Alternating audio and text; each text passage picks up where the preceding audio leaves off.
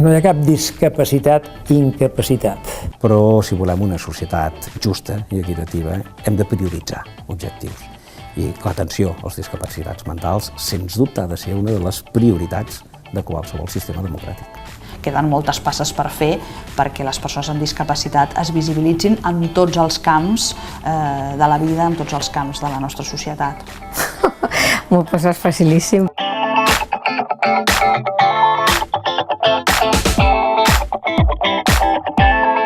La democràcia està per escoltar les minories. Jo crec que les hem d'escoltar.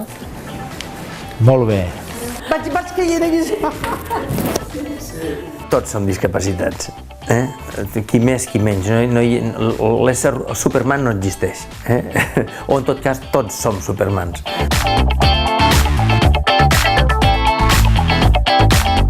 Que a poc a poc s'han visualitzat, que els tenim aquí. Potser encara els tenim massa apartats. Potser hem de fer noves experiències. Potser hem d'experimentar. Hi ha hagut persones molt lluitadores, pares i mares. Mai és suficient, mai. Vull dir, en aquests casos encara més. Mai és suficient. És més competitiva una societat en què la majoria de la seva població té oportunitats, pot treballar, pot viure amb dignitat, que una societat que deixa a una part de la població al marge. És una qüestió de justícia.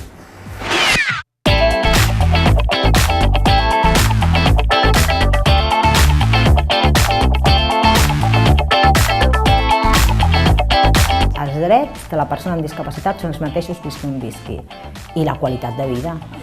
Això, que et fessin tan ràpid la imitació al Polònia, que... Com un orgull o...